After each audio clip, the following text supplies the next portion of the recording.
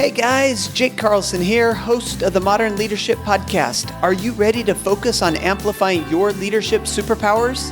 Let's go! Good morning, my friends and fellow elite achievers. Welcome to Modern Leadership, the podcast where each week we sit down with authors, entrepreneurs, and leaders to explore their journey, diving into the ups, their downs, and ultimately the lessons that they learned along the way. Our goal, of course, is to show that everything is figure-outable. Today's guest expert is Donald Meador. Donald has survived mergers, promotions, reorganizations, downsizes, everything throughout his career. He has led multiple technical teams of various sizes, consisting of both onshore and offshore resources.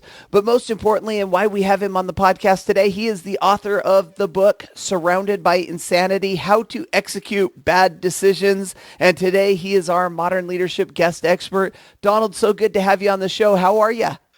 Thanks so much for having me. Excited to be here. Doing great. All right. Well, before we jump into this book and the insanity that surrounds all of us in our working environments, give us a little bit more of a background personally. Who are you, and how did you get here? Sure. Well, I am a long-suffering middle manager, which is, as from the bio you can tell, working in corporate America and leading huge teams at big companies, and I've done that for over a decade, and so that's where a lot of my experience come from, is just being in that type of environment and seeing just some of the craziness that goes on and realizing how unprepared most of us actually are for those types of environments. It's interesting. We've often talked on this podcast that I look at a lot of the listeners are kind of in that middle management arena, and they're making the decision, do I want to go entrepreneurship? Do I want to leave my corporate job, the security, the ladder that I'm climbing, and go do something on my own? Or do I want to continue to climb that ladder? And we often find our listeners kind of right in that middle ground. And so I think that you're a perfect guest to kind of talk about that and what's going on between the ears of people sitting in that position in life. I myself, Donald, have sat in that position as well. So let's jump into this a little bit. You're the author of Surrounded by Insanity. Tell us a little bit about the book, the idea, and how you got into it. Yeah, basically the book is just what the title says, is how are you going to execute a bad decision? I think the challenge is so many times we get into leadership and we get into these roles of middle management or leadership of any kind, and oftentimes we're asked to do things that we don't agree with, or we actually think is just a terrible idea. We think it will fail, and yet we've got to do it. Right? That's the company directive. That's what the boss is telling us to do. And not only do you have to do it, now you have to communicate to your team, here's a bad idea that we're going to do. And nobody prepares you for this. There's no leadership books that I've found or seminars, because I've read a bunch of them, that tell you what to do in that situation. So that's really where I'm coming from, is understanding, okay, this does happen. What am I supposed to do? How am I supposed to operate in this type of environment where I'm being asked to do something that I don't personally agree with or think is going to be successful? Now, in my mind, I see myself standing at kind of a fork in the road, and I see myself having really two decisions. I can either execute that decision, which for whatever reason, my background, my experience, the way that I'm viewing this particular situation, I say, I don't think that this is the most ideal choice. Or on the other fork, I could say, no way, I'm not doing this, I'm out of here. And I think there's certain circumstances, certain triggers that would tell me to go left or tell me to go right on this. I imagine what you're talking about here is not doing anything unethical or against your values. Oh, of course not. Right, absolutely not. And I think, we all get in this type of environment. And the truth is, very few people have the luxury of being able to quit their job. Right. That's just not a thing. I think, see what the advice I see all the time are like, well, if you're not valued, find another job, quit your job. Well, some of us have bills, these things that keep coming every month. Families. Right. And families like to provide eat and sleep for. indoors. Yeah. And that's always the advice, is find your passion, quit a job, find someone that values you. Well, guess what? That's not an option for most people. And there's nothing wrong with that. So let's not pretend that's the best advice to keep giving everybody. But the truth is, when we're faced with these situations, the first thing that we do instinctively is we try to fight. We try to fight back. right? You start to argue like, no, this is not the way. You try to convince people, hey, here's a better way. Here's the thing to do. They're going to listen to me because I'm right. And the reality is, how often does that actually work? Well, I think about it with my kids, right? I mean, they often think that the direction mom and dad are telling them to go is wrong, right? I mean, for whatever reason, we've got an 11-year-old that wants a cell phone, and we're saying, you're not getting a cell phone. This is just the way that we parent. 11-year-old doesn't need a cell phone. Of course, a lot of her friends have cell phones. And so, she's constantly trying to convince us that this decision we're wrong on. And I can see this playing out in the workforce, like an 11-year-old in the workforce saying, hey, I need to do it this way versus what the boss is saying. So how do we execute? Because the other thing that comes to my mind is we hear this statistic that, 80% of employees are disengaged at work or unhappy in their job situation, which is not a long-term sustainable plan for a leader like myself who wants their team to thrive and grow and move in the direction that I believe that energy can take us. Right. And the first thing you need to do is realize that fighting these decisions is not going to make any difference. And the reason it's not going to make a difference is because the decision was already made. You can't fight a decision after it has already been made. And so most of the time when these things come down, it's already over, right? Your 11-year-old doesn't know you've already made the decision. It's over. There's no time to argue. It's already happened. And that's what happens in the workplace is those decisions were already made. And so we try to argue against something that's not going to happen. And there's this thing called motivated reasoning. And basically we understand that once we make a decision, we start to like it even more than we did in the first place. You start to dig in and you say, this is it. You start to believe in it, convince yourself what a great decision it is. So we need to stop fighting back so hard on some of these bad decisions and say, okay, this is what it is. What can we do now? What is the next step? And so what you have to focus on is understanding the motivation behind that decision, the impact of that decision. And here's the driver. Here's the thing. How do you know if it's really a bad decision? You don't. But the biggest way to tell if a decision or a strategy or an execution is actually bad is if it actually causes more problems. That's the key indicator of if a decision is quote unquote bad or good. It is, does it cause more problems? In that definition, it requires that the decision is executed on. I mean, it's a backwards looking situation. Like you don't know in the moment that the decision is right or wrong because you don't know if it's going to have negative consequences. You can only suspect what's going to happen. Absolutely. You absolutely don't. You just have that knee-jerk reaction is this is a terrible idea. Does nobody else see this? Does nobody else realize this is a bad idea? And you have that knee-jerk reaction. So there is that possibility, and I talk about that a little bit in the book, is you may be wrong. It actually might be a good decision, but you're going forward with this conclusion you've already drawn that this is a bad idea, and so yet you're having to ask and figure out, your team to execute it. And so what you first have to do is accept it and say, okay, this is the direction. This is where we're going. What do I do now? And so what you have to make sure you're doing is keeping an eye out for those type of indicators. Is it causing issues? Where are the issues are causing? And this is where it's great. Bad decisions are fantastic for your career. Yeah, we got to hear this because I agree with you, but they need to hear it. They're fantastic because if it is truly bad, it will cause a lot of other problems. And if you are the one that is able to not only identify but fix some of these ancillary problems that have happened because of this, you get to keep a job. Because people that solve problems get to stick around. They get promoted. That's how things work. So these bad decisions are going to inherently cause additional issues. And if you know this, and if you're keeping a lookout for this, you can be the one to mitigate these and help fix these. And it's going to make a huge difference in the perception they have of you and your career. And one of the things we talk about a lot on this podcast is businesses grow at the speed of decision.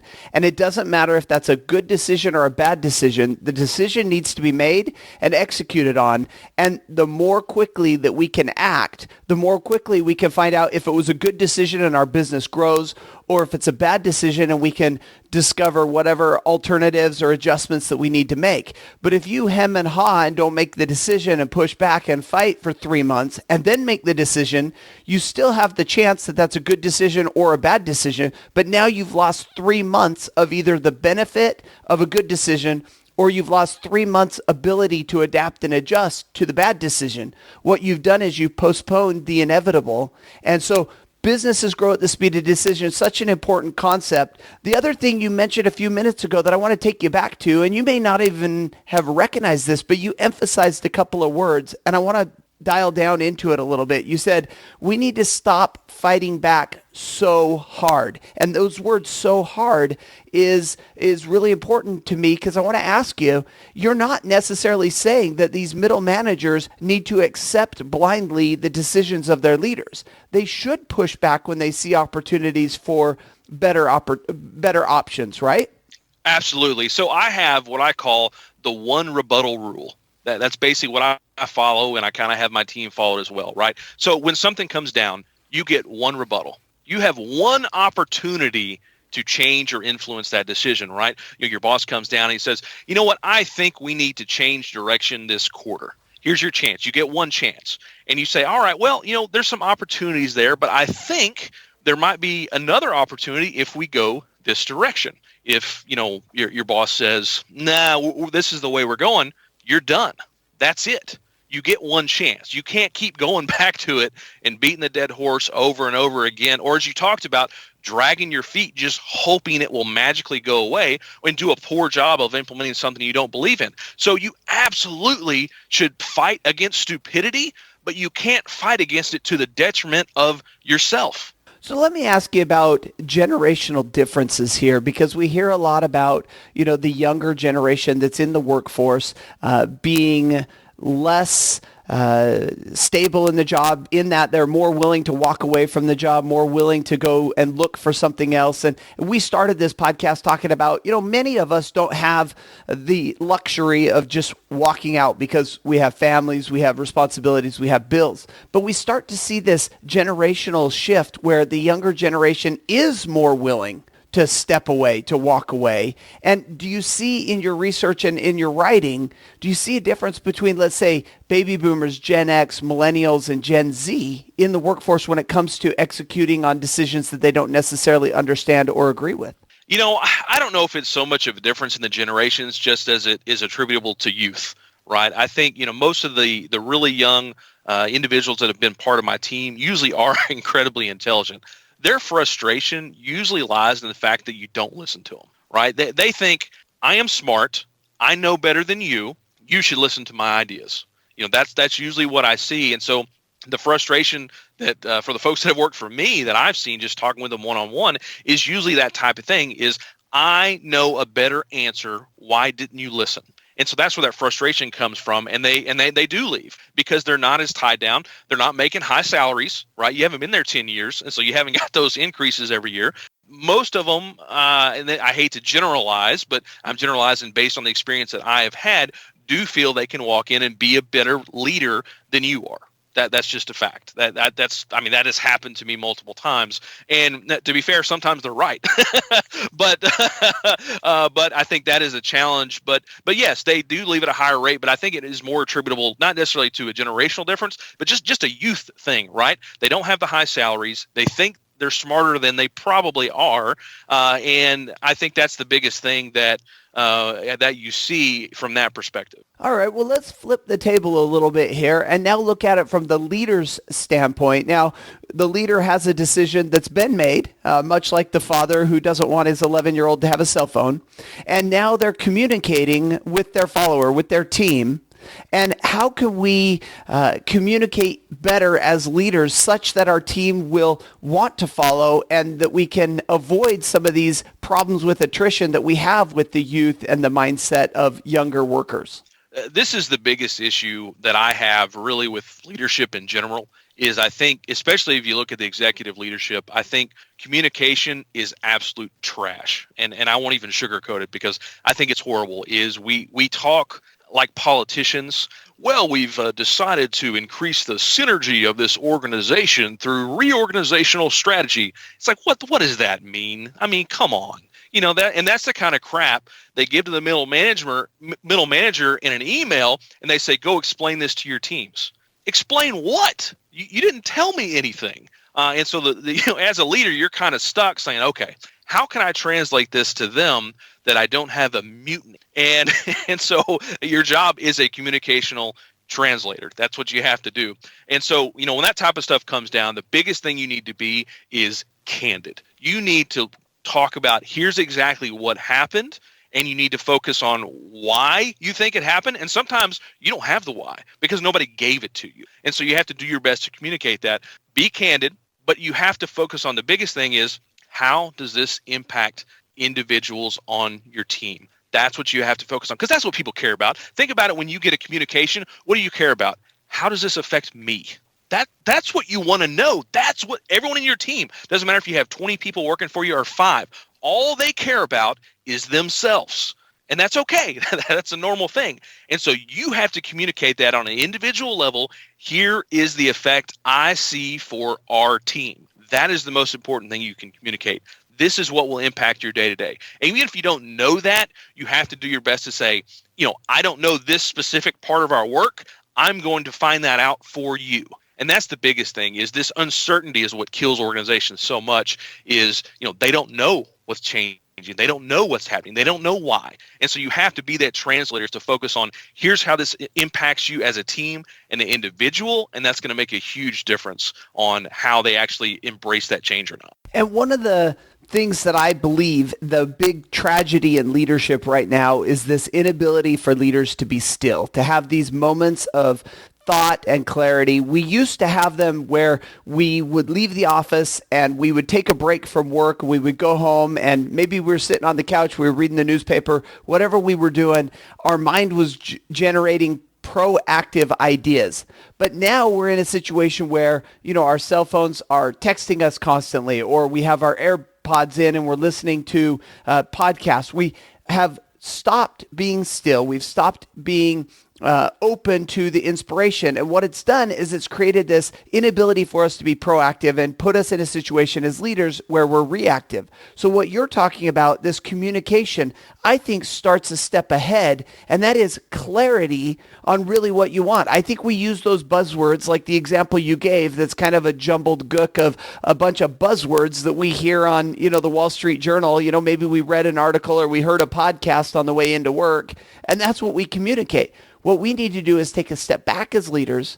We need to identify what our priorities are and then seek proactive solutions to those ideas and then take those to our team. Is that not right? Absolutely. And I think you're exactly right about needing a way to almost turn it off for a minute. And I'm a huge advocate of the end of the day purge, which basically means, 5 o'clock, 6 o'clock, whenever your day ends, you need to get a notebook and write the things that are on your mind, your to-do list for the next day, unfinished task, and really just kind of purge that from your system to really signify, okay, I'm turning this off for a little bit.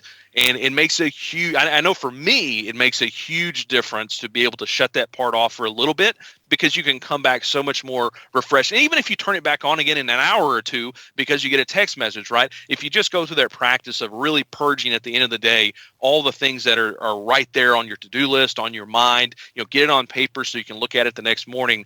I've noticed an increase in my productivity to be able to actually do that, to get some of that downtime, that quiet time, to really be able to form your thoughts so much better when you come back. And I love this idea, and I want to ask you how someone like myself and in my situation can implement this, because I'll give you an example. Last night, my kids had an activity, and here I am at the office, and I'm scrambling to get as much done as I can, and I keep glancing at my watch, and I think, okay, I can go 2 more minutes. Okay, I can go 1 more minute. Okay, I got to run now. And I literally am running out the door, with stuff still on my mind, still stuff going on, because I don't take the time to sit down and do that. How does somebody like me execute what you just explained? There's all kinds of ways to do it, right? And you have to find what's best for you. You're exactly right that it really is an individual type of exercise, right? So for your instance, if you're working at home, maybe it's when you shut the door and, you have a whiteboard, you got to write it out. Or if you have a commute on the way home, I found is probably the best way to do it.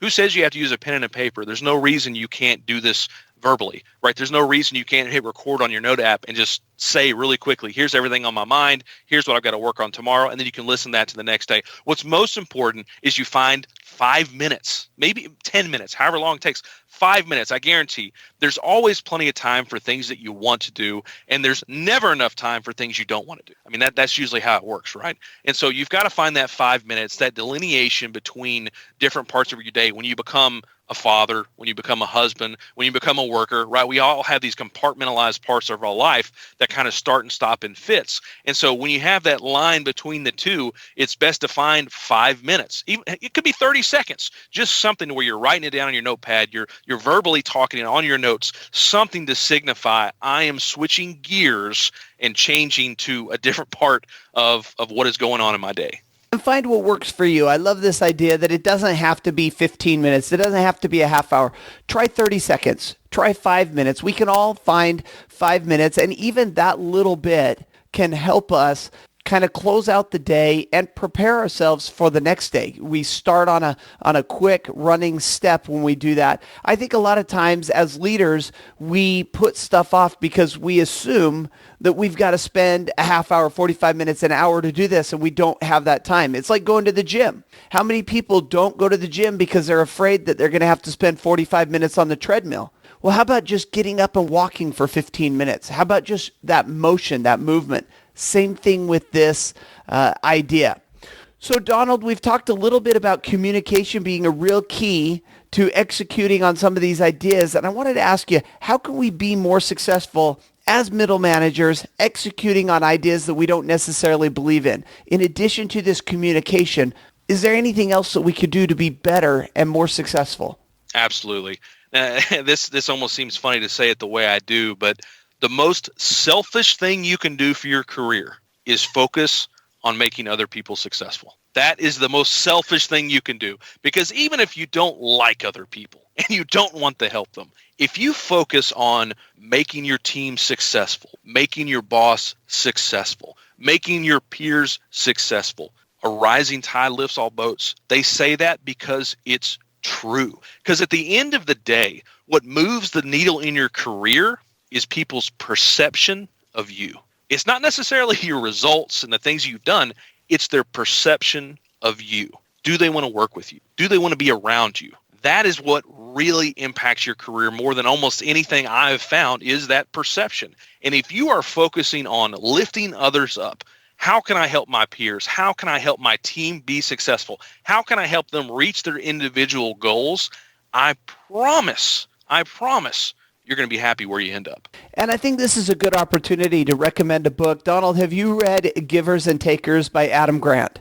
I have, yes. That is one of my most favorite books. It was my book of 2019, the best book that I read. And I think what you're talking about is that mindset of giving. It's instead of being this selfish mindset of taking, what can I get out of this? It's really, how can I build other people? How can I give credit? How can I give recognition? You and I are both big believers that perception is reality. And I want you to talk about that a little bit. You use that buzzword perception probably like 5 times in that last paragraph. Tell me, how is perception actually more important than reality, or it is actually reality? Well, it certainly is reality. I know that when I was in the process of interviewing candidates, I had 2 candidates that were really close. They had both done a great job interviewing. The resumes looked great. I was kind of torn. I was like, man, which way am I going to go? And so what I did is I called up their previous bosses and I talked to them. Well, one boss said, yeah, this guy is great. He's wonderful and all those things. But then I called the other guy and he's like, well, he's kind of high maintenance. That was a perception, right? Is the guy high maintenance? I don't know. Which guy do you think I hired, right? The one with the good recommendation, or the guy that his boss said, well, he's kind of high maintenance, right? There's no thing I can quantify about being high maintenance, right? The number of emails they send or the times they call you, right? There's no quantifiable metric there. That was a perception, an opinion of a person that caused them to not get hired by me. So I have personally used it. Right. And I've seen it in my own career. What is the perception of these individuals? That determines who gets the promotion. That determines who gets the job. It is relational for sure, but relationships are based on perception, right? Do you like the person, right? And so that's the biggest thing, and the biggest driver I've seen is the perception of the people. That's what people remember, right? Think about this. If you were in high school and let's say you were bullied, right? Let's say you had a bully, super mean, didn't like them. If you see them 30 years later, do you remember every little thing they did, or do you remember the way they made you feel? The way they made you feel. And do you feel that way again as soon as you see them? Almost immediately. That is the same. It holds true. We're pretty simple psychological beings, right? And so people will remember how you made them feel. Did they like to work with you? Did they like to be around you? And so that's why it's so important to focus on helping other people, understanding the emotional impact you make on people when you work with them. That's it. That's what's going to help determine if you're ultimately going to be where you want to be in your career or not. And that's why it's so important to focus on it.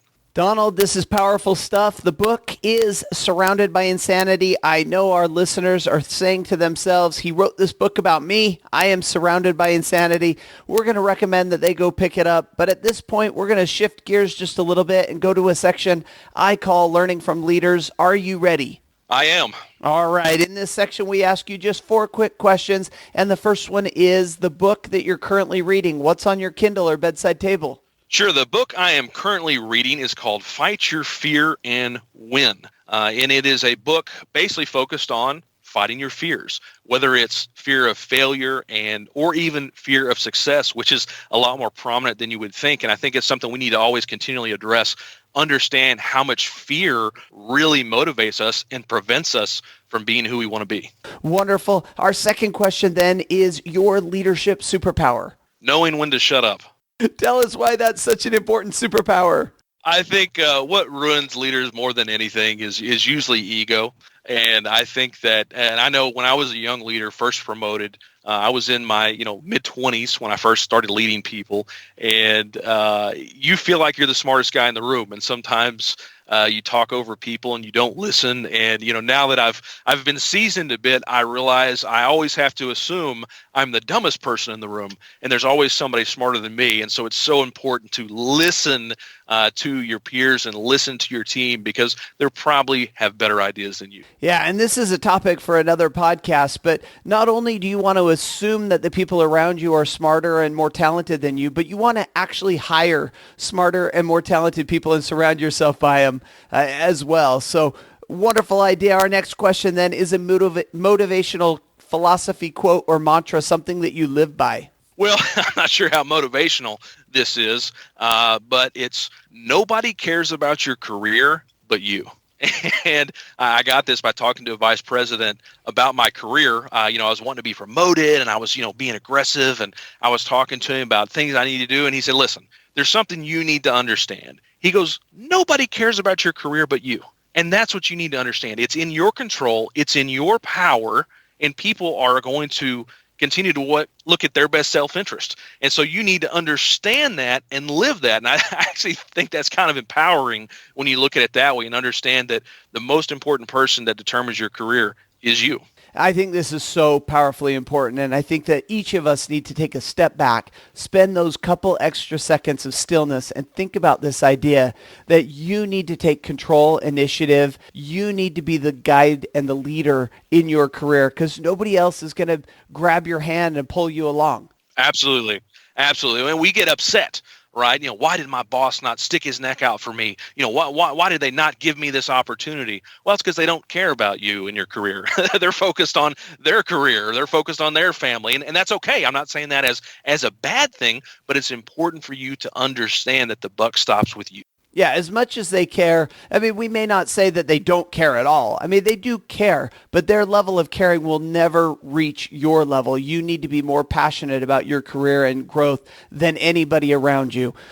Final question for us today is the book that you most often recommend or gift to friends, family, and colleagues. That's hard to say. There's quite a few. I think it's an oldie but a goodie.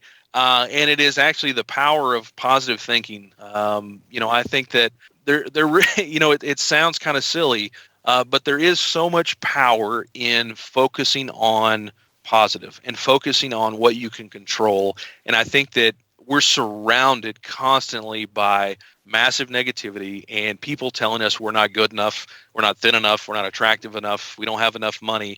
And I think that wears on us so much, especially in this day in social media.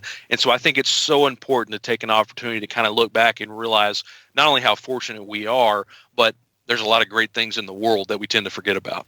Yeah, I absolutely 100% agree with you. There is so much power in positive thinking. Donald, it's been wonderful to catch up with you today. Your book sounds inspiring. It sounds like what we need to pick up. Tell us, how can we find out more about you? Pick up a copy of this book. Yeah, absolutely. So the book is available on Amazon, Surrounded by Insanity.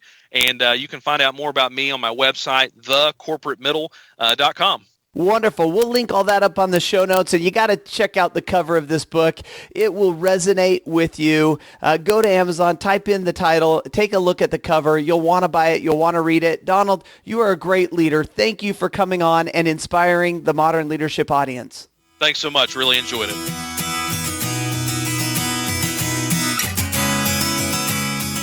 All right, my friends, what did you think of that? Big thank you to Donald for coming on the show and talking about the perspective of leadership from middle management. I know you have either been there, I've been there, or we are there currently.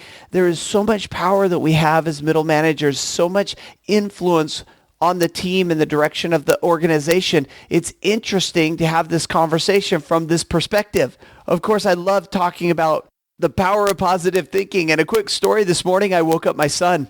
He doesn't like mornings and he doesn't like school. So when we got him up this morning, I said, Tage, today is a great day. And he said, why? And I said, because we decided it would be a great day. There's so much power in positive thinking, in setting that framework. From the moment you wake up to the moment you close your eyes and go to bed, focus on the opportunity, the power that you have. Of course, everything that we talked about in this episode can be found on the show notes, jakeacarlson.com/ML170, episode 170. And until next week, I want to wish you the very best of days, an even better life. And remember, everything is figure-outable.